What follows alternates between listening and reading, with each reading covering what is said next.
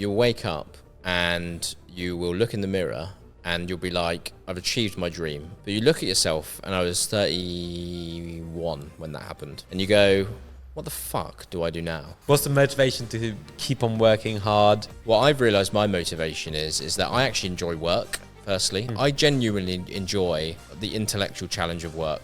I've also really realized I love hanging out with people. There is no perfect time. If you're going to do it, obviously sort out what you need to sort out, top line, the basics, and then fucking go for it. That book, honestly, at one point in my life, genuinely like saved my life. Like I was going through quite a tough period once, and I never heard of Stoicism, never really read into it, and a friend got me it as a Secret Santa gift, and he was like, I think you'll like this just because Stoicism is all about getting through challenges and stuff. I took it so literally, I was almost stoic about everything. So I went to Singapore to see a friend, partied, etc., and it just all hit me, like when I sat on the plane on the way home, I was like, I need to take a circuit breaker from how I've been living life. I was like, I need to figure like the next phase of how I want to basically like carry myself. What's the strangest scenario you've ever found yourself in? I was driving through the mountains of Montenegro and I got caught speeding by a police officer who could not speak English very well. And he like death stared me for 3 minutes as I got out of the car. And I was like, I've been done speeding, mate, not like I'm going to prison here kind of thing. And I genuinely thought like, this is it. I'm getting arrested and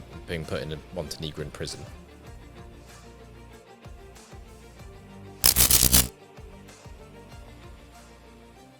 Hello and welcome to episode 31 of the GVE London Podcast. And today we're joined by Alex Packham, the founder and CEO of ContentCal, which was then later acquired by Adobe, and also a serial investor. We're going to learn about his inspirational journey and all the trials and tribulations of starting a social media software company. So tell me, how did the whole journey start? Look, the start was a long time ago when social media was relatively new, and not new in terms of people actually like using it day to day. But when I was at uni, one of the things that really twigged for me, so I was at Cardiff Uni studying business, and basically I realized like Facebook and early days of Instagram were like influencing every decision I made, where I went to like the bars, the restaurants, the clothes I bought. And it really like twigged to me, like this is a thing that's not just for like me and you as friends to post about and share what we're doing. It was like, this is changing the way I buy things, and this is influencing the products I discover. And I got very in tune with that concept really quickly. And then I devoured like hundreds and hundreds of blogs about social media marketing before it was even a thing really, like specifically in America. So it was much bigger over there before it was in the UK. And it became like a passion and obsession for me. And so at uni, I started social media freelancing, like just originally for small companies, family companies and stuff like that. And then that grew into like a really good way to make money, understand the game, like how to create content, how to post, how to grow audiences for brands. And then I went from uni to go and work at Odeon Cinemas as the first social media manager within that business, which was great. You could go to premieres, and obviously film stuff is like really rich content. And Odeon became one of the top 100 social media brands in the UK, like within 6 months, 7 months of me being there, because we just nailed it. Like I knew what to do, and I love film.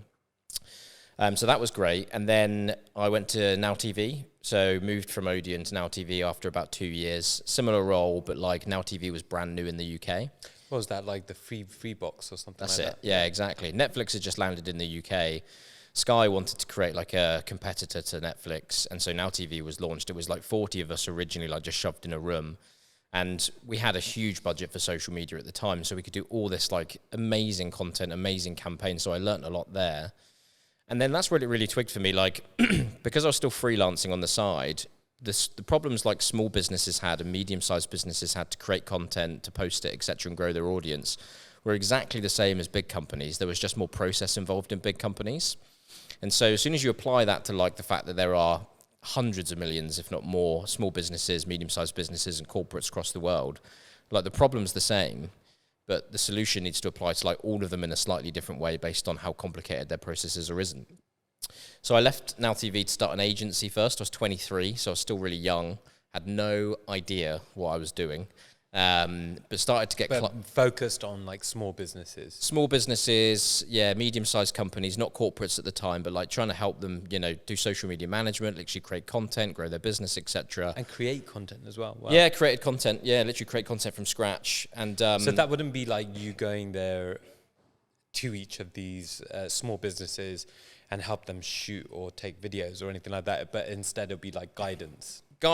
And we would do the doing. Yeah, I wouldn't do that bit, obviously, but we would go in and be like, say it was GVE, we'd say, look at your social media strategy and plan as it is, understand where the strengths and weaknesses are, this is how we think your content should be created, these are the pillars we think you should talk about, and then eventually, so we do the strategy with you, and then we would deliver it if you wanted us to, yeah. And that's where the business was. So obviously the money's in like the delivery through retainers and stuff like that. But we'd bring in freelancers to like do the work. Got it. Freelance videographers, correct. photographers, yeah. They'll go into the business, they'll help them. Okay, exactly, yeah. And I would provide like the strategy, the planning, etc.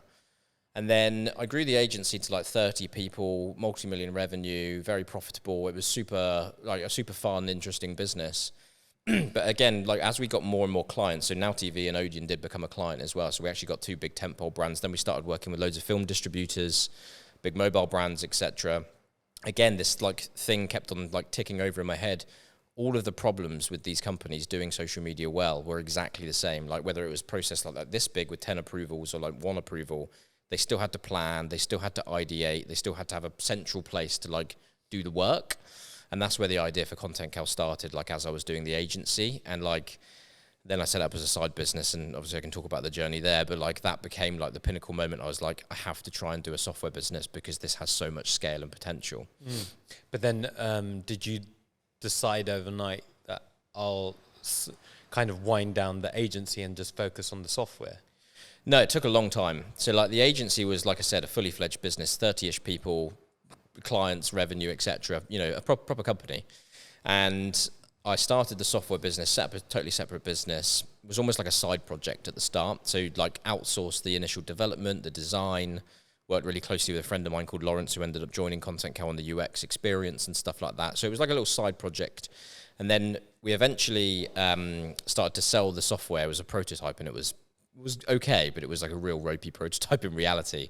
But we started to sell it to all the agency clients, and they loved it. And then we started to sell it very gradually to clients like totally separate from the agency.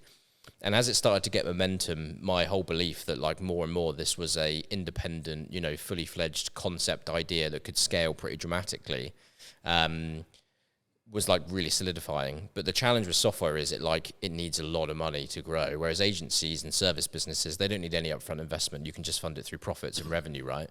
So I raised like 150K initially, built the prototype, but then what became very evident is you need marketing, you need salespeople, you need an engineering team, you need a design team, product team, and like the business models are so different, and the company cultures as well. As we started to actually like hire people for ContentCal whilst my agency was running it, which was called ASTP, there were like clashes even in like the culture between the two mindsets, even though we were kind of serving the same customers. So it took about three years in total to like morph the agency, because we actually just ended up actually transitioning rather than like totally getting rid of the agency. We like morphed the agency into a software business. So we continued to grow it and run it, but the software business just kept on going like this, like in terms of growth and revenue. And so like 2016, I did an accelerator on ContentCal. I then went on to raise... What does that mean? Accelerator is like 3-month process. You get surrounded by 10 other entrepreneurs who are building their businesses at the same stage as you.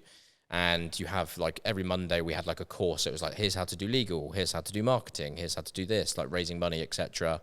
And then at the end, it culminates in a pitch where you go out and pitch to lots of investors what your idea is. And I was a rare case in our accelerator because I was probably the only one, I think, that had a proper business as well. Like I had my agency and I had this side project that I was, you know, taking into the accelerator. Whereas all the others were kind of at a concept stage or something like that. Early doors, yeah, concept stage, yeah. So I was like pretty credible in terms of the fact that I'd run a business. I was running a business. And I raised £1 million off the back of the pitch, which was great. So into the software business. Then decided at that point, I got really close with a mentor who was an unbelievable person in my life over the whole journey, to merge the software and agency together. So the software sort of acquired the agency business. And then it took 2 years to like unpack that, as in software was growing really well. We raised another 2.5 million from investors. The agency continued to grow, but it just became really hard to manage both. So we eventually, like late 2018, 2019, made the really conscious decision to say, right, let's slow down the agency and eventually like stabilize it into something much smaller whilst we raise more money, hire, grow for the software company. Is the agency still around? No. When we acquired it, the agency completely disappeared. Now, guys, before we go on, I'd like to take a moment to tell you that today's sponsor is Howden's Insurance Group. I can't stress how important it is for a business owner to have the right insurance broker alongside them, especially a business owner that is in the motor trade industry. Especially with the increase in crime in the UK, it's never been more important to choose the right insurance broker. And I personally believe that Howden's have been absolutely excellent. Howden's don't only cover car insurance, they actually cover many different insurance products across different sectors. They've been running for around 30 years and very well respected in the industry. We get customers from all walks of life here at GVE, and there can be a customer that needs to get one car insured, or sometimes there's customers that have car collections of 10, 20, 30 cars, and we have no hesitation in putting them forward. So guys, if you find yourself in need of some insurance, check out the link in the description below, and I hope you enjoy the rest of the podcast. Okay, so you now started this software business, ContentCal. Yeah. And it's designed around helping companies, mid-sized companies or large companies. Both, but mostly mid-size, smaller mid-size, helping them plan their social media, structure it, kind of schedule it, all of that kind of stuff. Yeah, right? yeah. And so I'm guessing it wasn't just like overnight, it just gets adopted straight away. I know that you had some of your agency clients that did adopt it. Yeah. But then how, after raising that money, what was the pivotal point where suddenly it just starts snowballing? Yeah, it's a really good question. So like the way I looked at it was when you look at the space, so you look at the volume of customers you can go after, we had global reach, so we could go after everywhere. We had an ability for people to sign up on a free trial. We started trying to do demos before that, but it didn't work. So we had people come through a free trial.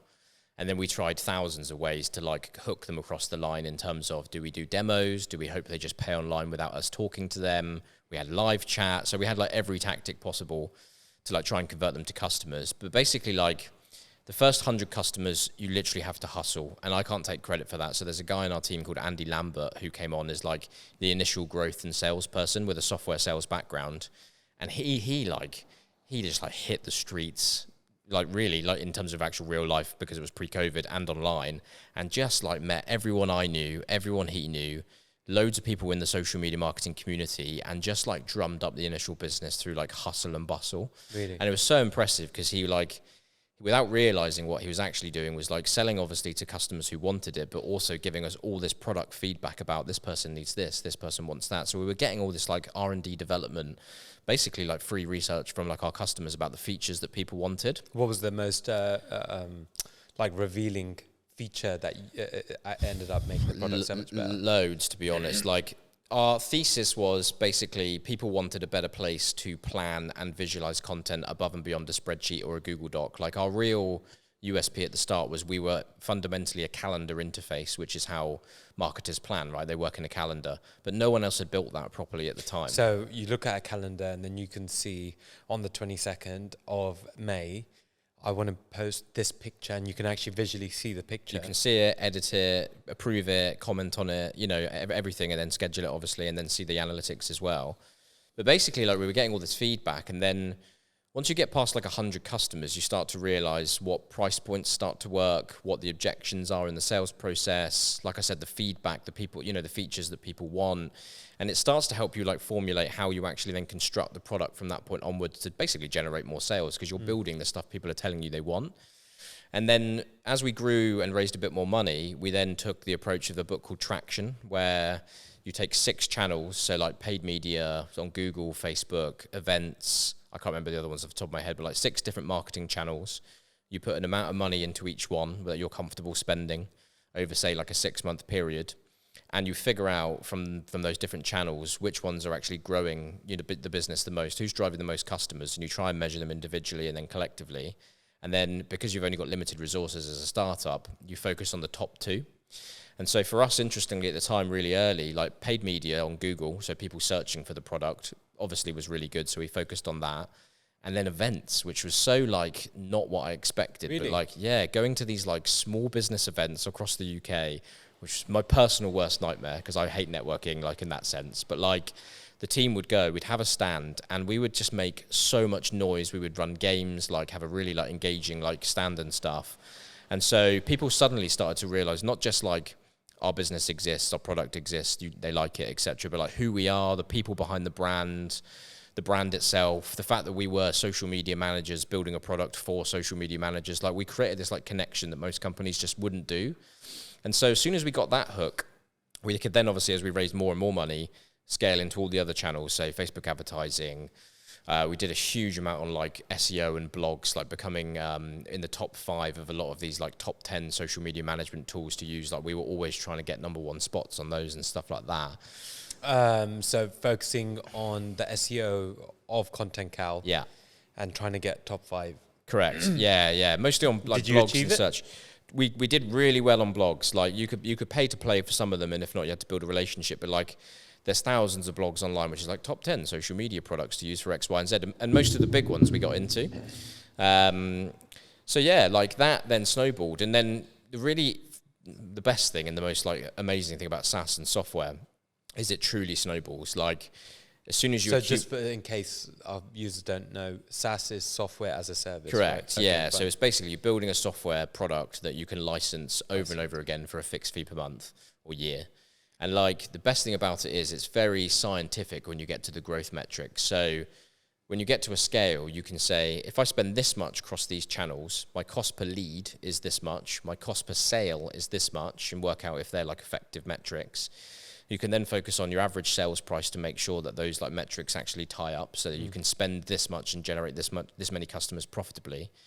And then because you have a subscription model, so ours was actually month to month. We tried to do annual and like 6 monthly, so we had a mix. Yeah. But as soon as you can get people onto subscription, you can then figure out your churn rate. So how many people leave us every year and get that number down, obviously, as much as possible. So ideally to 0 or close to 0.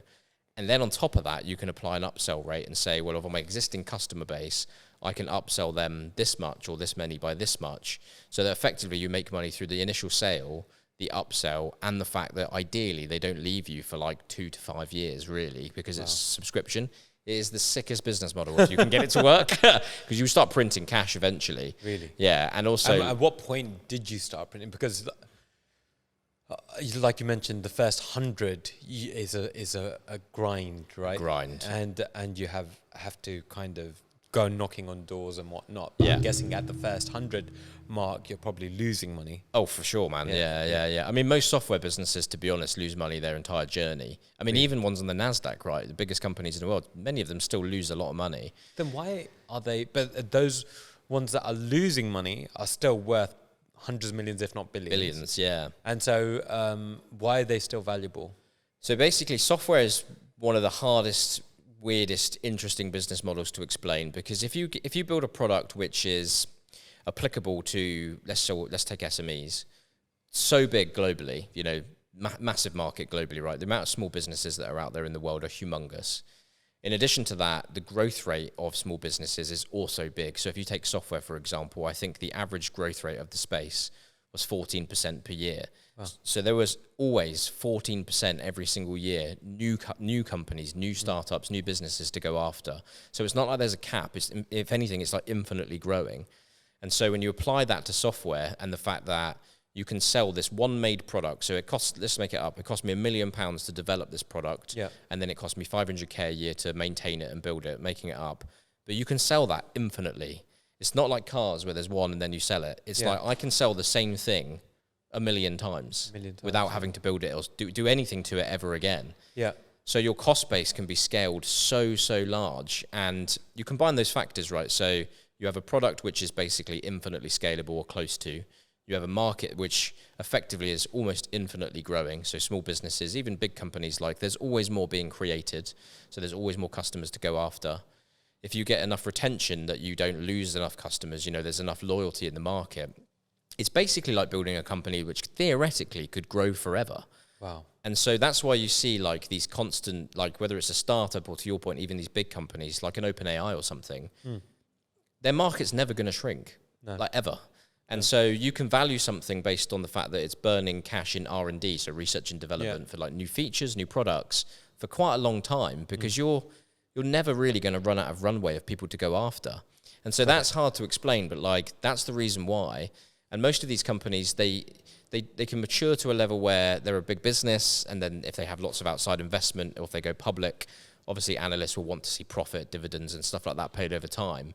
But nowadays, like before that probably would have to happen over, say, like a 10 to 20 year cycle.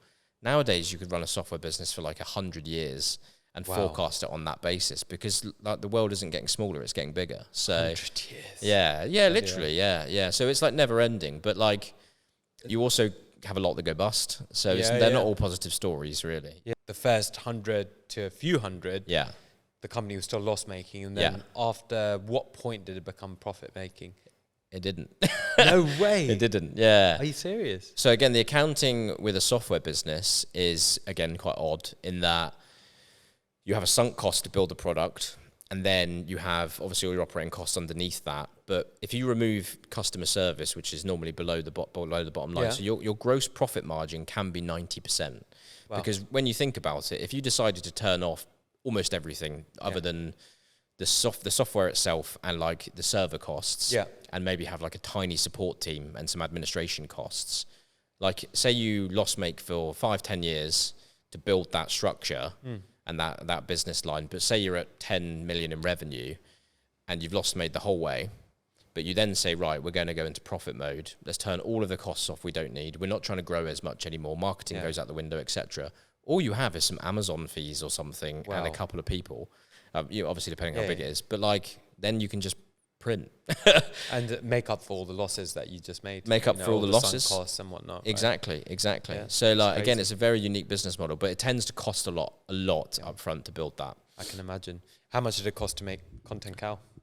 Well, we raised $14 million. So, objectively it cost to build the whole business. It cost us $14 million over say 6 years really, where that was spent. We obviously had money in the bank, so we didn't spend it all, but like I can't remember how much the product cost exactly or where different budgets were nowadays, but like conceptually, again, it cost us 14 million to build something of like substantial size and scale, sales, marketing, product, etc. Wow. But that's small in comparison to some companies, right? I mean, nowadays, $14 million is like the first fundraise companies do. So crazy. We were very like stringent on cost. Who were your biggest competitors at that time? Is it companies like Hootsuite? We had loads. Yeah, Hootsuite was a big one because they're the biggest player in the market. Sprout Social, Buffer. There were lots of other ContentCal-esque products that then popped up. Like I can't remember their names off the top of my head, but like that started to look very similar to us. Yeah.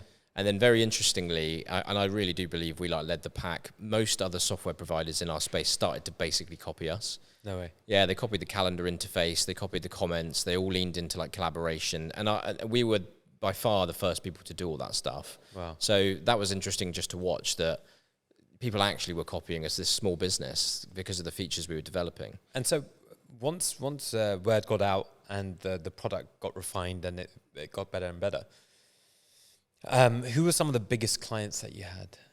Yeah, clients, I can't remember all of them off the top of my head. We had 4,500 by the end of it. So we had loads, and we had really big brands, right? I mean, so. And how much did it typically cost? Like, I'm guessing you would have had enterprise solutions, which would have been more a lot. Yeah. But then you'd have your normal businesses. Most were honestly run of the mill. Yeah, we didn't have loads of like big enterprise customers. We had lots of enterprise like brands, but they were like departments within big companies. It wasn't like a full enterprise deal. Yeah. But the average sales price was like $2,000 a year. So it wasn't huge. So we had lots of those. Yeah. We had some that were like 25 grand, 30 grand, some that were like £100. So we had a huge spread. Yeah. And we tried to refine that a lot. But again, it's so difficult because people's preference of what they want to pay, your ideal customer profile, like you have to learn that as you go. So like we tried to sell to big businesses first, then we actually moved to small, then we eventually got to medium. It was a whole process. What was your sweet spot? The small? The medium-sized companies were the sweet spot because they basically like they paid quickly, they were quite quick to make decisions, and they would pay into the thousands of dollars per year, but like rather than like the hundreds, for example. So they were like the sweet spot where we built like a very repeatable, scalable sales process to like go at them basically. And then you got a call out of the blue. Yeah, an email, not a call. Yeah. Okay.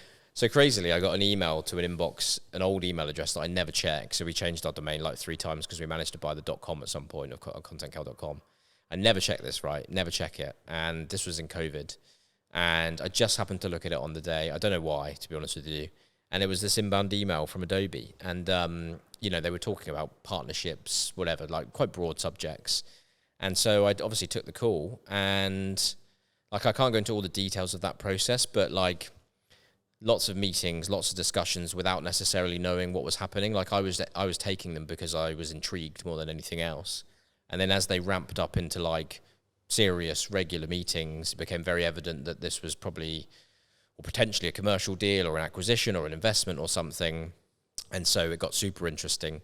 And then so from the first email I got for the first 3 months, it was just to equate it to dating, it was the flirting stage.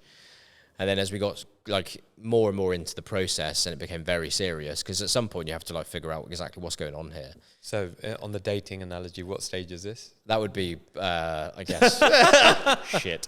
That would probably be working out if you're official or not, basically. Putting a label on it.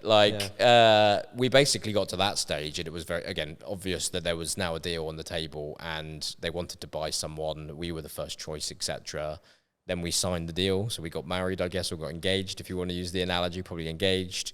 And then we had a due diligence process, which was really tough and engaging and, just mental, basically. Yeah. And that was 3 months. So the whole thing took the whole thing was actually 9 months in total, but 6 months really intense. And then... And you had the baby after the 9 months, right? Yeah, we had multiple babies at the end of it. Yeah, exactly, yeah. But we did the deal in December 2021. So, but it was crazy. It was the hardest thing I've ever done professionally. Really? Yeah, it was tough. Yeah, they were rewarding, I take it. Amazingly rewarding. Yeah, but I didn't leave the house. It was COVID. It was lockdown. I was eating Deliveroo every day. Stress was so high. There was only 6 people in our team that were working on the deal. Yeah, and the rest of the team didn't know, which was hard. Yeah, it was hard because you want to tell people. Yeah, and then I had to announce it to the team.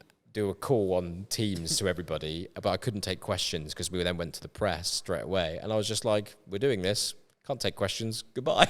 And you could see everyone's faces oh shit. Wow. Yeah, but it was nuts, mate. It was nuts. It's such an inspirational story, given that you only started with £50, right? You said. Yeah.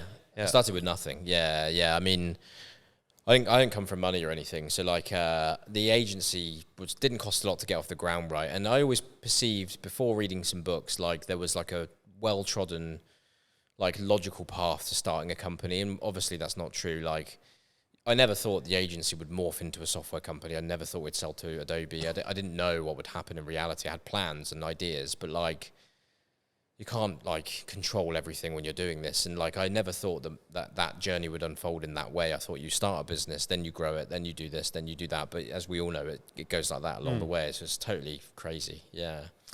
So I'm an avid reader as well, and I love reading business books. You mentioned that there was a couple of books that you read. What have been the most influential books in your whole journey? Yeah, so 2 big ones at the start that made me basically do all of this. So I went on a family holiday to Portugal. This was ages ago, 2013, late 2013. And I read The 4-Hour Workweek by Tim Ferriss, which was given to me by a friend. And if you haven't read that book, it is amazing. I think you've read it. I'm not sure if you've read parts of it. Read parts of it, yeah. It sounds like a kind of get-rich-quick book, 4-hour workweek, work 4 hours a week, etc. And it has loads of sub-messages. It's not like that at all. It's actually super practical. But basically, the message I got out of it was there is no perfect time to start a business. If you have a family, if you have stuff going on in your life, or you want to be financially secure first, etc., you can't wait for all of those things to line up. It just doesn't exist, as we all know. And especially as you get older, you realize that. So there is no perfect time. If you're going to do it, obviously sort out what you need to sort out, top line, the basics, and then fucking go for it, basically. And that really spoke to me. So I was 23 and I was I don't have anything stopping me in reality. I didn't have a mortgage, don't have a family, don't have kids. And so that literally when I put that book down, I was I'm going to do this. And then literally within the same week or so, I read The Lean Startup by Eric Ries, which is now a bit outdated, but it basically teaches you almost like a textbook how to build a software company. So be iterative, the kind of concept of raising money, customers as a process, not just this magic dark art of sales. It really goes into the detail of the science behind building a company. Why would you say it's outdated now? Because the main concept it lives by is a concept called a minimal viable product. So build something which is the most basic thing you can build, put it out there to the world, and then iterate it from there. And that's what I did. I mean, obviously that worked in the long term. The challenge seems like a good idea, no? It's a good idea. The challenge nowadays, and that book must be at least 15 years old, minimal viable is almost not good enough. The standard of software products you and I use every day, WhatsApp, Slack, Facebook, Instagram, they're so good. If you put out something which is minimal and viable, so it's not, the kind of iteration on that phrase is minimal lovable. Like if it doesn't have enough of the features, it doesn't operate in a really slick way, people are so much less forgiving now. And so you almost need to flip it to like the minimal lovable product rather than the minimal viable, because the standard's just so high. Well, if you think like, do you use Slack? I don't know if you use that. It's like a communications tool. We use Trello, right? Okay, let's take Trello as an example. Trello works, doesn't have bugs, doesn't have problems. It's seamless. You can drag and drop. You can create as many projects as you want. I'm sure nowadays there's probably AI features in there, etc. But like it works, right? And I almost guarantee you never have problems with it. If I built a Trello competitor and it had 1% or 2% of the features, but it had the basics like the board, it was a bit buggy. It didn't have like some of the core features that you want now. The interface wasn't very good. All of these types of things. You're not going to be patient enough to give that a test these days, because you're just like, well, why wouldn't I just use Trello? It's free and it's cheap if I have to pay for it. So now you have to build it to a standard where there's enough there that people can love it, that they are willing to try it. Whereas before, because there wasn't as much software around 10 years ago, 15 years ago, and the quality bar was lower, people just were more patient and like forgiving about it. And so you have to build like the minimal lovable product. But the book, regardless, the process still stands. Like it's still iterative. Software is still like predictable. Like you still have processes around things. But like those two books, page down, and like she said to my mum, I was like, I'm going home and quitting my job and I'm starting a company. And she was terrified, obviously, but like, because I was in like a stable corporate job. But those two books like changed my life. Like I wouldn't have done it if I didn't read them. Wow. And they were so influential on me as like a young guy. They just wouldn't have happened if I didn't read them, I don't think. I would have just carried on for a few more years, which means anything could have happened. So interesting. Yeah. Top 5 books you've ever read. So just I'm take guessing those these two. two. I put those two in there, yeah. Another book by Tim Ferriss, Tools of Titans. Okay. Like if you have ever listened to his podcasts, like he'll cover broad topics, life, wellness, health, adventure, etc. Yeah. Tools of Titans it's quite old now, but it's also... It's like a distillation of all these conversations. It's a big book as well. It's huge, but you can dip in and dip out of it. Yeah. And so like that just has infinite lessons around like life decisions. From all these different entrepreneurs that he's met. Entrepreneurs, celebrities, famous like health people. Like it's just amazing. And that, if you just want to be able to like dip in and dip out of books, that's such an easy way to get so much knowledge. Another book, so that's 4. I'll do 5. I've got loads of books I could talk about, but The Daily Stoic, which is Ryan Holiday. I know you're into Ryan Holiday. Yeah. That book, honestly, at one point in my life, I think genuinely like saved my life. Like I was going through quite a tough period once. And like I never heard of Stoicism, never really read into it. And a friend got me it as a Secret Santa gift. And he was like, I think you'll like this just because the Stoics and the like Stoicism like mentality is all about getting through challenges and stuff. And it's a page a day for a year, as you probably know, of like Marcus Aurelius lessons, Stoic lessons. And I probably went in too hard on it actually, but like... What's going too hard in on it? Well, I took it so literally, I was almost stoic about everything. But is that a bad thing? I don't think you can go too hard on stuff like that. Well, I would say, I'll give you my example. Go on. So in my business life, and in my personal life at the time when I was reading it, it got me out of a difficult period personally because I was able to pursue through some stuff and really compartmentalize challenges. In my business life, it was almost like a daily practice where I could deal with anything. I feel like a fucking stoic god. I just didn't feel like anything affected me. Really? Yeah, I just took, like I said, I took it so seriously. I was like, problem, go over there. Solve it now or solve it later. And Stoicism taught you that? Yeah, just like control what you can control, even if it's like a terrible thing that's going on. Control the emotions around it, almost to the point where there are no emotions, and just focus on it and fix the freaking problem. So that worked really well. I found that as I adopted it later, through like most of my life, I almost became emotionless. And so like when that comes into like personal life, relationships, friends, family, does Stoicism work as much? I don't know, like partly yes, because you can deal with things, but I think if you take it as seriously as I did, and you don't necessarily read about other theories of life and ways of looking at life, you almost block out quite a lot of experience, enjoyment, and you have to feel pain, obviously, to like grow as a person if something's going wrong. So I think I edged on like nothing coming in and just deal with everything versus experiencing like the fullness of life, so to speak, that actually has helped me grow later in life, basically. So yeah, I think That's very deep. It's very deep. But very interesting, actually, because I think I read these kind of books as well, right? Yeah. So I've pretty much read every single Ryan Holiday book you can get, right? And then and it's so cool when you learn about these guys that are around, you know, thousands of years ago, and then a few that are around hundreds of years ago. Yeah. And they face the same challenges that we face, albeit, you know, in different contexts, different settings. Yeah.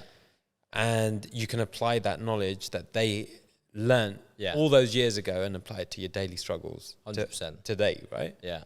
I just think it's one of the most fascinating things ever. And, you know, and these are guys that saw it all. Yeah. Yeah. You know? I totally agree. Yeah. I got a thesis on life, right? And this might be odd, but I'll tell you it. It's like when you get to about 30, maybe 35, you've experienced hopefully a lot, right? Whether it's being able to do some of the luxuries of life, or even just going on holiday, or like you've had girlfriends, boyfriends, relationships, family, friends, etc. You might have experienced some death, like whatever it is in the round.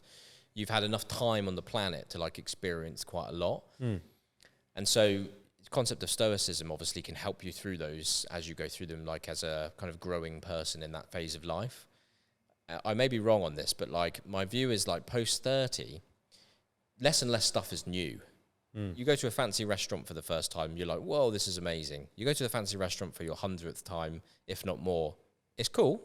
You wouldn't mind some beans on toast. You can have some beans on toast straight up. Yeah. But even that, like, yes, it's amazing to go to this nice restaurant. It ain't new. Yeah. You go on a holiday, the next level of holiday that you've been planning for a while. You have a great time.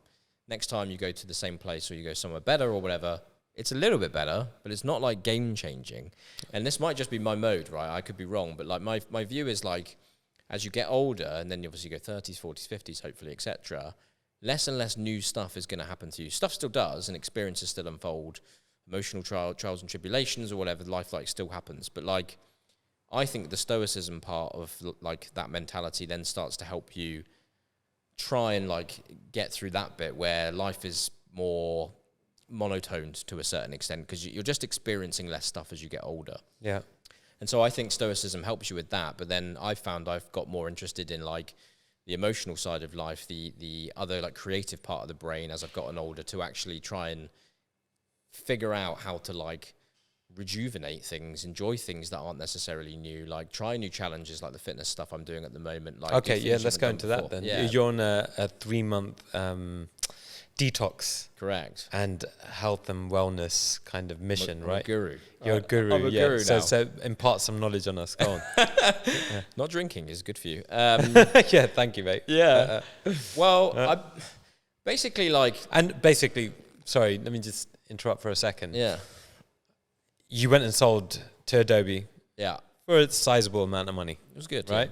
Yeah. It was good. You had a good day. Yeah. Do you ever remember when Robbie Williams got his contract with Virgin?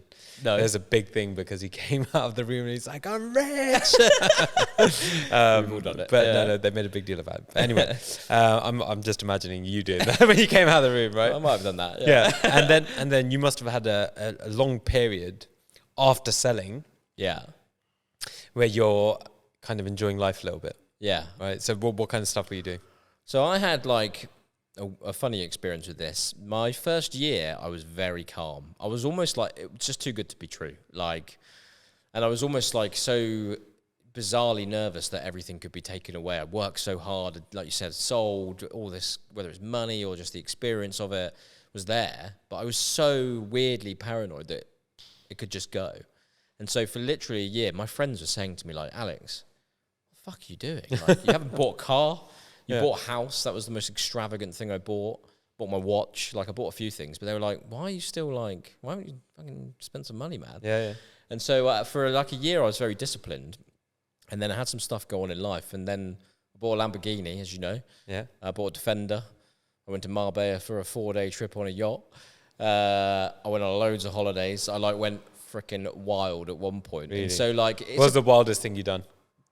I think the wildest thing I've done is a 4-day trip on a yacht to Marbella, which I'm not going to talk about in detail. I took some of my best friends away for like 4 days on a yacht, and it was honestly, it was unbelievable. Like, really? And it happened at a very specific time in my life where I needed like a blowout, and so like that was probably the most outrageous, crazy thing I've done, and we did it big. All right, big. But yeah. So we've got some videos that we're just going to put up. We ain't putting no videos up. You've seen them. Yeah, I bought my watch. I bought so I'm involved in another company called Prop Store, which like sells movie memorabilia, so collectibles, original props that are used in films and as art, basically. So I bought Iron Man's head. So you bought Iron Man from which Iron Man? Do you know? It's one of the Captain Americas where Iron Man's the main character in it. I can't remember. Civil That's War, so I think cool. Yeah, so I own one of Robert Downey Jr.'s actual Iron Man heads. That he would have worn. He would have worn it. Well, yeah, he did wear it. He wore it in the film. Yeah, that's the whole idea. Yeah. And have you put it on? Oh, yeah. No. You've not put it on? You don't put it on. Why would you not? He values it, man. You've got to keep it in his packaging. Yeah. Oh, it's in his like packaging. on a stand and a display in my house. Yeah. I've sort of maybe put it on. Glass. Maybe. You put it on a little bit. Iron Man, yeah. Okay, fine. Yeah, I bought a load of collectibles. So I bought that. I bought some stuff from Tropic Thunder, which is a film I love. I know you love too. But what did you buy from Tropic Thunder then? I got Les Grossman's glasses and chain. Okay. I've got the that famous dancing scene. Yeah, the dancing scene. Yeah, I've got the map that they use when they go into the forest for the first time, and it's like the scene list. I've got some stuff from Tropic Thunder is like just one of the best movies ever made. It is so funny, and not many people know about it as well. It's just so weird. I know. Lance. I've got some stuff from The Dark Knight, but like they're passion things. Wow. You mentioned you got Bane's mask as well. I do, yeah. So you got Bane's mask as well, right? I got Tom Hardy's Bane mask. That's so cool. I got Christian Bale's Batcowl from Batman as well. Yeah, wow. I'm a big Dark Knight fan, so I've got some more stuff from that film as well. So cool. And these are good investments, right? Yeah, things with movie props. It's very niche, obviously, right? But it's art, and there's a huge collector base for it, and so these things you can buy, love, see, like art, you can cherish it, you can enjoy it, and then when you sell it, normally they've appreciated in value. So like they're good investment pieces. Yeah. Can you give us an example of something you invested in that's gone up? I'll give you not something I've invested in, but I'll give you an example in general. Like there's a hoverboard from Back to the Future. Oh my God. Yeah.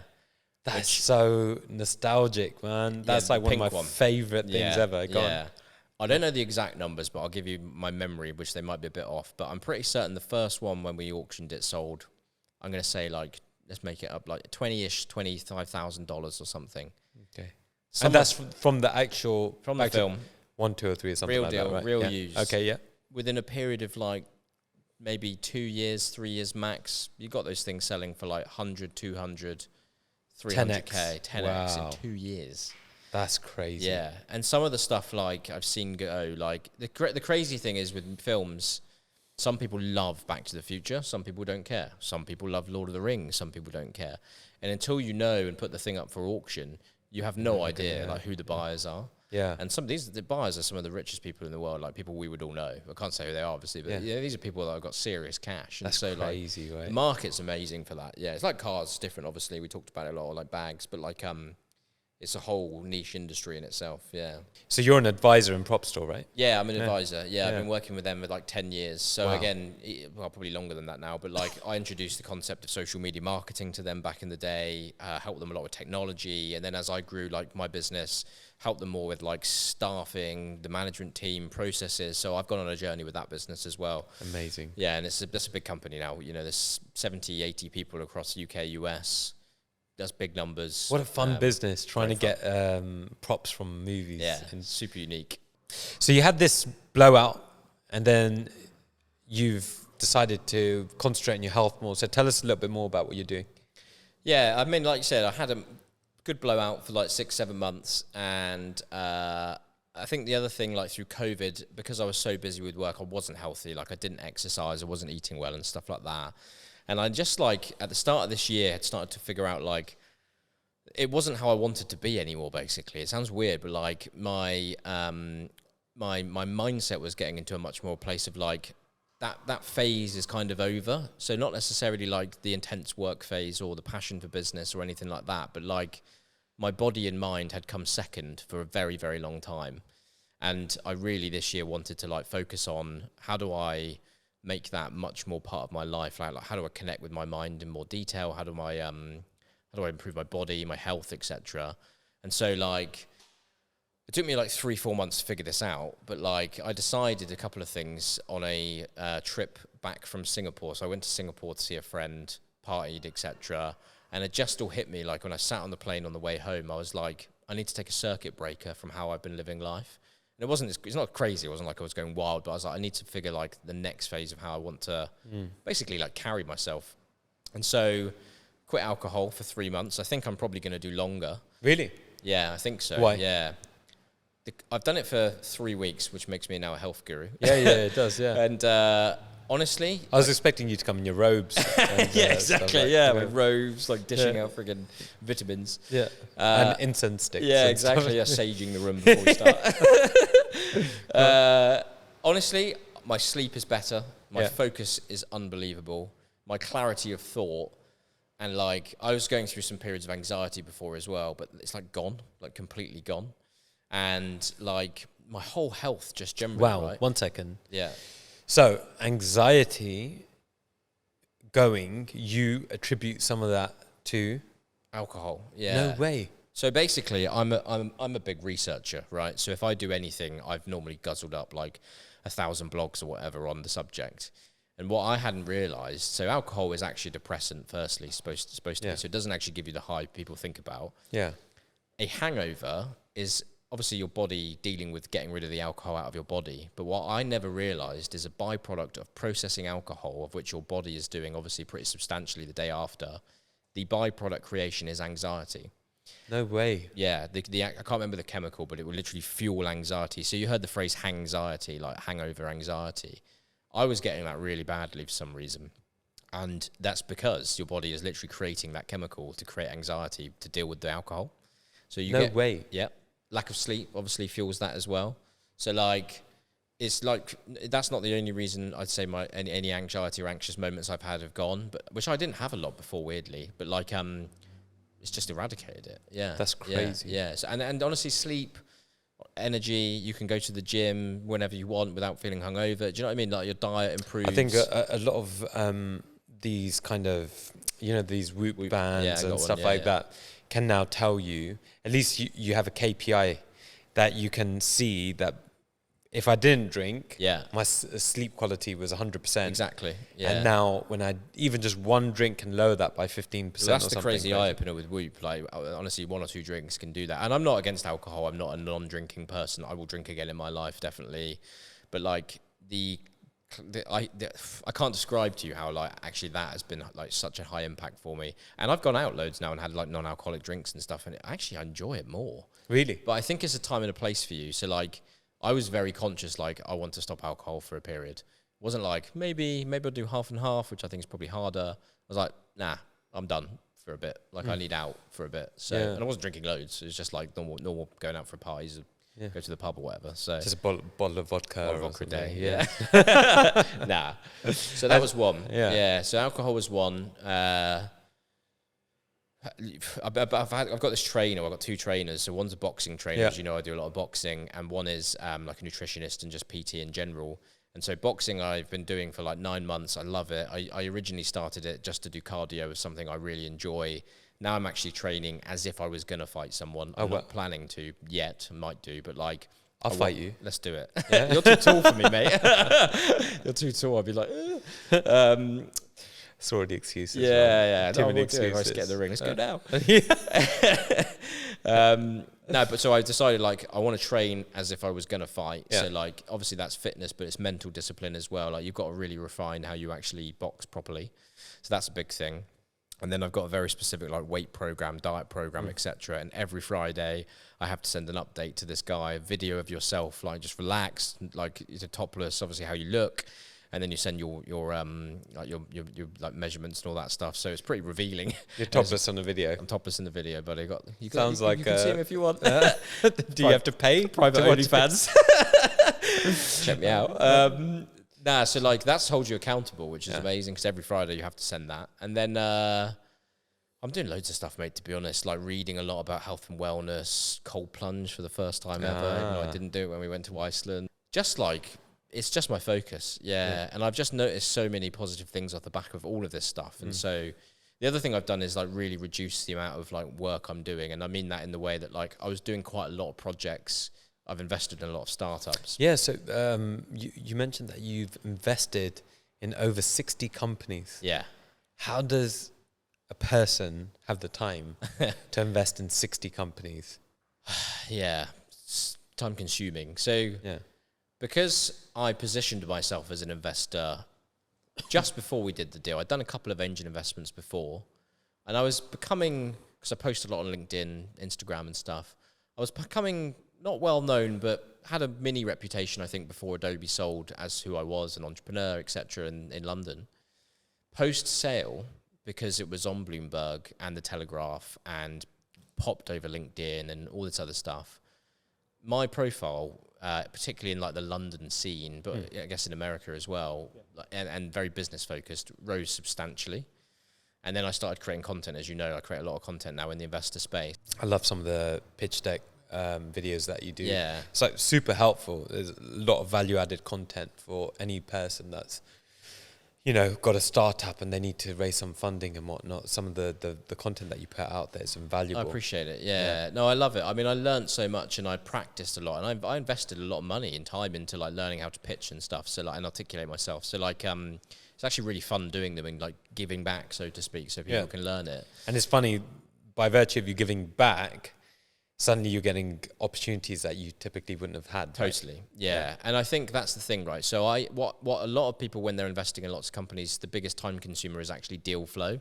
I had no problem with deal flow. Like whether it was funds, whether it was companies directly, people coming through social media, introductions, and I positioned myself as an investor, I was getting 20 decks a week. Easy. Wow. Most of which I didn't do, obviously, but I've had, and I still have no problem with deal flow. So that time, you know, consumption is nothing basically, which I would say if you're a professional investor as in a fund manager, most of it is trying to find the companies because they can go to lots of different funds. And then doing the meetings, like, to be honest, again, because I've raised money, I've done deals, I know how the dynamics of it work, I've built a business, like my checklist of conversations didn't need an hour. They're like half an hour calls, morning, evening, whatever, outside of Adobe stuff. And so like, it's not hard for me to gauge an entrepreneur quickly. Doesn't mean you get them all right, but like, I don't find it hard to analyze a space, read about it, look at the person and figure out, have they got the chops to do this? And I make relatively quick decisions. So like, I could get through a lot quite quickly. Some I have done through a fund, so some of them are like fund into a couple of companies as well, but most are direct. And then have you had some blow up? No, well, blow up badly. No, as in like do really well. Yeah. Okay. Yeah, we got a few. We got a few on the. Are you allowed to mention a couple of them? Yeah, I don't see why not. One is called Kindred, which I co-founded with another guy ages ago. Didn't get involved in heavily. It was more of an advisory role, which I still kind of involved, but in a very light way. It's a cashback app, so it white labels cashback software to big brands. Yeah. And then it also sells the data that we get off the back of the transactions we collect to advertisers to better target customers. They're doing very well. I won't go into the details, but let's run. But in terms of users, they've got. Well, that's public. I mean, they've got over 200 million monthly users. Yeah, and if not, probably more now. Yeah. 200 million. Yeah. They've done some great deals where they've got scale very quickly. Yeah, and they've done a phenomenal job. Yeah. And you co-founded that business? I co-founded it originally, and it was a very different idea back then. But my friend, or two of my friends, effectively run it, and they've done just so well. Yeah, they've done so well. So that's a good one. Yeah. I've honestly got so many, man. Like, I've been very lucky / made good decisions. Like, none of them have gone bust. Most of them are doing well. There are one or two like Kindred that are flying, and I'm sure a percentage of them will go down, won't work out. But that's the game. Like, I treated my investment portfolio for startups like a VC would. You need like a decent volume. You can't do 10. You need to do like, I think someone said to me, like 50 plus. Wow. Really, to make it. Obviously, you can do less, but like to really make it work. And then you double down on the ones that are doing the best. And that's basically what I've done. And so touch wood, you know, that will play out. So you started in the social media world in 2011, right? Yeah. And all these years later, it's changed so much, right? Yeah. Where do you see the future of social media going? Yeah. So if you look at the evolution of social media, 2011 to 2015, it was genuinely about connecting with friends, right? So Facebook, even Instagram, Bebo back then, thinking about it. All these platforms were actually about real, meaningful connections between you and your friends, personal photos, etc. Yeah. We've then gone through the era from, say, 2015 to now-ish, or a couple of years ago, where mainly because of Instagram, it's become a magazine of your life. And the other thing is, like, psychologically, how millennials and Gen Z and also baby boomers have developed psychologically with the concept of social media, that everyone can now publish. Everyone can see perfect versions of everyone's life.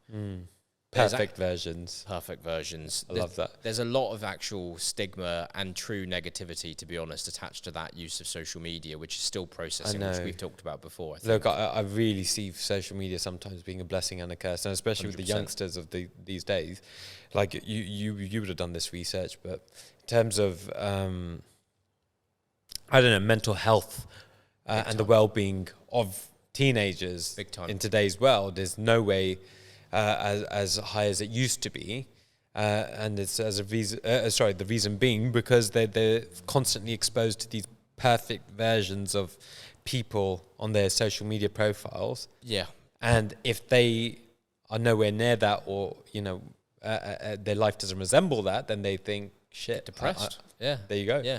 The other thing around that is, it's not just the perfectness. That's one thing. The secondary thing is, before the internet and social media, there were editors, right, of newspapers, magazines, content, and there was a responsibility to sense check the content that would go out on behalf of the magazine or whatever, right? And so, provided you had a sensible editor, you'd still have a lot of niches. So you have a car magazine, you'd have like whatever. They still had a responsibility around the content they published, right? When you apply that to human beings and you open it up to the entire world with the internet, there are some niches that are very questionable, illegal, wrong. There are some mental views of the world that people have, right or wrong, etc. But you can literally get a lens into everything. Wow. And crazy. To your point around then, whether it's confidence, self-esteem, the look and feel, or the belief structure of someone, you can zone in on things like really hard, and your brain, especially as it's developing, to your point, as a teenager or as an adolescent, can be changed literally chemically based on what you see at that age, of which we didn't have because it was controlled by editors, etc., and a level of responsibility. And so I think that combination, right, of the fact that you also overlay content like video content on TikTok, right? TikTok's algorithm is unbelievably powerful. They can look at basically everything on your phone and what you browse on the internet and serve you content. All of the algorithms, really, social media in general, it's become an entertainment source. People don't watch TV as much anymore. We're all like this all the time. Yeah. So what people don't know, and no one has the answer to, is that as you take the fact that you've got every possible subject ever that could be discussed now available as media channels by individuals, etc., both good and bad, you've got instant access to that content. It's addictive, right? The dopamine hit, the loop that you want to go through is constant. Like, I'm on my phone all the time. Like, it's always there. And then you apply it to different generations, etc., and how they use social media.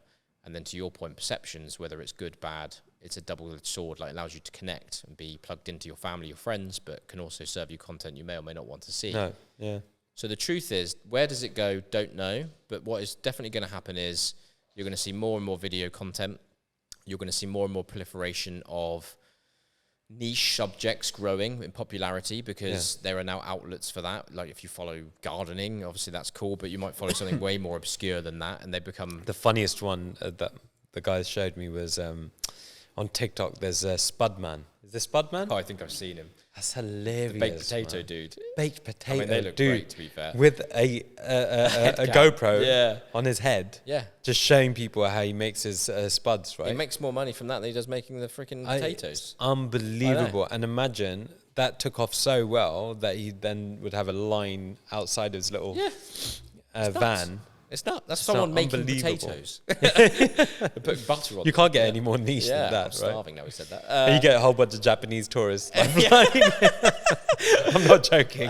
I'm sure. No, I can believe it. But my point is, like, no one knows the exact answer, but like, you're going to see the proliferation of all these things come together. The one real thing I think you'll start to see, which we're already seeing now, is like regulation.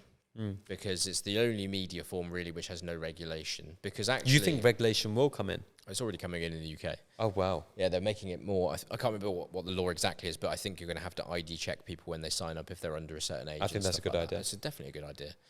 Like the whole concept of this has to be regulated, basically, in my opinion. Yeah. And there needs to be more safeguards in terms of the content that is allowed on these platforms now. And I feel like I'm starting to sound old when I say that, but like, I really believe like social media is a force for good overall. I think that it can open up so many avenues for business, for personal 100%. growth, etc. But it's got to a point where there's just no filter, and I don't think it needs to be filtered from like a censorship point of view. But it needs, and only governments can do this, like regulation editing as opposed to like editing for a commercial reason. Like, we need to have some moral standards on what isn't okay. Well, it's funny you say that, because when you actually look at China and their version of TikTok versus the version like of TikTok, university, like education platform. Yeah. It's not like what you see. The kids are only allowed to see positive, educational stuff that's going to help them develop in life. Exactly. And Exactly. the stuff that's given to us is something else. Honestly, it's crazy. I mean, that's a perfect example, right? And that ultimately is, obviously, Chinese government's very specific on regulation, but like, that is regulation in some way, shape or form. So that's what I think. But at the end of the day, like I said, I think it's a force for good overall. It's brought great stuff to my life. How do you think AI is going to impact it? I think this is probably another real hook around the regulation piece, because AI and generative AI is so powerful now. Obviously, if you're the trained eye, you can sometimes tell the differences between AI generated content and not. But like, I mean, whether it's the political scene where you can generate fake videos of Rishi Sunak or whoever, Michael Jackson or something. Yeah, it's so obvious. Michael Jackson or whoever, like, you can, there's too much ability for manipulation in that. But like, so again, regulation is going to do a good role in like identifying when something's been created by AI and not, and I think that does need to happen. On the flip side, the best thing about AI is that I'm personally not, I'm not an editor, right? I don't do my own video editing, I'm not a photo editor, etc. But it has allowed me to create content by myself by Really? Yeah, by prompting, obviously, create me an image of this or write me a better version of this. That is infinitely powerful, because everybody can go to these products now and create and like, well, communicate from whatever their perspective is, and creatively like put themselves out there that they could never do before because they weren't a designer or a copywriter or something. Yeah. And I think that's amazing. Like, I think that's awesome. So like, AI as an enabler is great, but we need to be able to tell the difference between AI content and not. And that's an interesting one there, because actually I was watching a video today, and it was, have you ever heard of that Joe Dispenza guy? No, he's good, really good, right? Yeah. So it's all about mindset and heart and brain coherence, he calls it, right? Love it. But anyway, so he's done multiple studies with hundreds of thousands of people and this, that, and the other, right? So normally I'm used to watching some of his stuff on YouTube, and recently I watched a video and something clicked halfway through the video. I was like, this isn't him actually speaking. So what somebody's done is use something like the equivalent of 11 Labs or whatever, AI, generated his voice, and then maybe taken an excerpt out of one of his books, plugged it into that, and then used it as content. There you go. And so now it's going to be like, actually, if it's so easy to create content via AI, actually there's going to be more. Suddenly the content that we're making physically like this is more valuable, right? By far. Yeah. Right. So by people are far. going to be looking for videos like this where people are talking in front of the camera 100%. because they don't want to see something artificial made up by AI. 100%. One of my big beliefs in exactly that subject is, particularly with, let's just say, the online world, so social media included, but magazines, whatever, like online publications, you're going to have the drags, which is going to be loads of AI stuff, and people are obviously going to consume that, and you can't avoid it. Yeah. This stuff, real content, shot in real life, real conversations, whatever it might be, is going to stand out so much more because it's real. And like, you cannot, what I've learned, and I think we all learned through COVID, is you cannot replace human engagement. So the true quality and the real people that will stand out and build big audiences, etc., will be the people that make the effort to do this kind of stuff. All right, so you've gone and sold your business to Adobe. You've made a whole load of dosh, right? Dosh. What's the motivation to continue? Like, surely you could just go and jump on a PJ and land in some like Necker Island somewhere, right? And then chill. Branson. Like, have a nice cigar and chill. Relax. Yeah. Hello. What's the motivation to keep on working hard, to put in that graft, to make 60 investments, all that kind of stuff? It's a complicated, well, it's a really good question, and it's a complicated answer. So, like, I'll tell you what happens when you have a life-changing event like I did, financially. Multiple days in a row, if you're like me anyway, you'll wake up and you will look in the mirror and you'll be like, I've achieved my dream. And like, that was my dream. Building and selling a company, honestly, was my dream. It was my 99.9% focus in life, and I feel very satisfied and proud of myself for doing it, right? But you look at yourself, and I was 31 when that happened, and you go, what the fuck do I do now? And like, genuinely, like, what the fuck in hell do I literally do now? Obviously, I've got a job at Adobe, I'm working there, I'm doing my thing, etc. But the thing it really makes you zone in on, and it sent me spiral for a little bit, is like, well, what do you want to do? And it's taken 2 years, I'd actually say, to really figure that out. And so what I've realized my motivation is that I actually enjoy work, firstly. Like, I genuinely, and I always have. This goes back to Stoicism, right? Yeah, exactly, yeah. I genuinely enjoy the challenge, the intellectual challenge of work, basically. Otherwise, I wouldn't do it now, right? Like you say, you just go sit on the beach, have a margarita and relax. I mean, that sounds quite cool, though. Sounds fucking great, to be fair. Maybe I should do that now. No, but genuinely, I do. And then there's a level to that. Obviously, you don't have to go as intense as you did before, which I'm not doing now because I'm not running a company. But like, I enjoy the intellectual challenge of that. And the creativity and stuff. the creativity, yeah.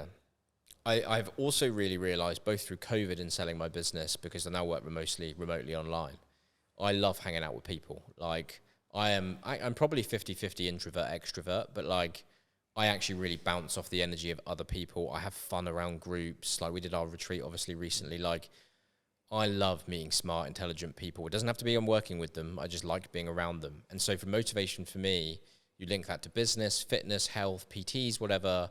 I actually just thrive off like the chat, whatever I'm doing with them. That's a big motivator for me to not just go and sit and relax, because it's isolating like that. There's only so many people you can go and sit on a beach with that you like, Well, we're both part of YPO, and we've had a bunch of YPOers on this podcast, right? And I think that's one thing that I've definitely learned over the years and speaking to multiple entrepreneurs, many of whom have sold up, and then they're like, shit, what do we do next? Yeah. And suddenly the whole dream of, once I sell, I know, I don't want to work again, I want to chill. Yeah. Actually, all of that kind of fades away quite quickly, and they're like, shit, I need to do my next project. I need to do my next project. Yeah. And there's only, to be honest, unless you're someone who suddenly finds themselves who wants to do lots of charity work or like fitness only or whatever, there's only so much chilling you can do. Like, life is great and good, but like, it's not that interesting just to sit on a beach all day. Like, so like, you have to do stuff. So, well, as you mentioned, you like reading. I don't know if you've read a book called Ikigai. No. So it's a book about a place in Japan called Okinawa. Yeah. Where they were analyzing the longest life expectancies around the world. Yeah. And Ikigai means a sense of purpose. The most common reason why people are living as long as they were in all these kind of, I think it's called blue zones, where people have a much higher life expectancy, was because of a sense of purpose. So right? true. Yeah. And so so actually in Okinawa they don't have a word for retirement. Oh really? Right. So people work all the way until the day that they die, because it gives them a sense of purpose. Yeah. Right. It's so funny you say that, because throughout my process of rediscovery, because I did have to go on one after I sold, because I had achieved genuinely everything I'd wanted to. When I read a couple of blogs around, like, it was like the 5 things humans need to basically like survive and thrive, basically. I can't remember exactly what it was, but the first one was a sense of purpose. And I, for a bit of a time, didn't have that. And that was the weirdest thing I've ever gone through, because like, I never didn't have it, as in I always had a sense of purpose before. And as soon as you lose that, you're like, well, literally, like, what do I do? So one of the most interesting things I've gone through in the last 2 years is like rediscovering what that is, and basically like reinventing yourself, like the fitness health thing, like investing in startups, like still working on technology in a different way, whatever I end up doing next. Like, what I've realized with the time thing is like, you have to figure that out, and it changes as you go through your life. But I love that concept, a sense of purpose, because actually that's what we're all looking for, whether it's family, friends, work, play, like life is about that. And almost doing work for the sake of doing work, as opposed to, okay, once I do this, I never need to do it again, but actually enjoying the process, as opposed to, I'll be happy when I arrive. Yeah. Well, be happy with the journey as well. 100%. One of the things I posted about recently in like multiple Instagram posts is like, life is never complete. You don't complete life. You don't go, I've now done this, therefore I do need nothing. Like, I've completed the game. Doesn't work. Like, you will need more to fill up your time, your mind, your whole life, basically, once you achieve whatever you think is on the other side. And whatever you think is on the other side isn't there. Really? Really. Yeah, really. And everyone I know that has sort of done something similar says exactly the same thing. So it's not there. It's not there, man. I'm sorry to say. Shit. Yeah, it's worth it because you get the challenge of then reinventing yourself. Yeah. It is honestly worth it. It's still cool. Like, you achieve your goals, but what you realize is it's not like, boom, level's over. Now I can just, like, I've completed that game. I move on to the next game. It's like, no, I completed the game I was playing, and now I'm actually in a whole new level, and those levels never end. Yeah. Until you pop. So, yeah. Okay, so now I've got a series of quick fire questions for you. Cool. Right? What's the strangest scenario you've ever found yourself in? The strangest scenario I've ever found myself in? God, I should have thought about this before. I can't say some of these. I'll tell you one that happened to me recently, just because I can think it was not the strangest, but definitely one. I was driving through the mountains of Montenegro. Yeah. And I got caught speeding. Oh, wow. By a police officer who could not speak English very well. And he, like, death stared me for 3 minutes as I got out of the car. And I was like, I've been done speeding, mate, not like I'm going to prison here kind of thing. And I genuinely thought, like, this is it. I'm getting arrested and being put in a Montenegrin prison. Oh, wow. I was fucking shat myself. And then... so was it like that stare that is in Zoolander? Yeah. Where the guy spills a coffee? Yeah. It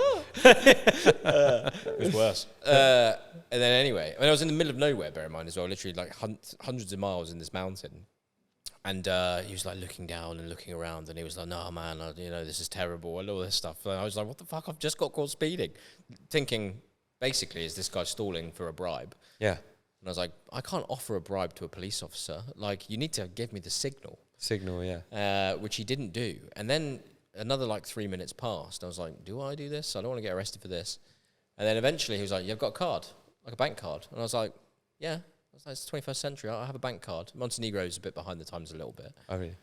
And then he was like, okay, cool. You just pay the fine then. And I was just like, this took like 20 minutes to unfold over time. And he was a scary motherfucker as well. Like, honestly terrifying. But yeah, then he just let me go. I paid a €33 fine. But this took 20 minutes of intimidation. So I decided not to bribe just in case I got arrested and put in prison. But God, that was a recent, very strange situation. I probably had more, but like honestly, that was bizarre, basically. One unique skill that you possess that nobody knows about. I have a semi-photographic memory. No way.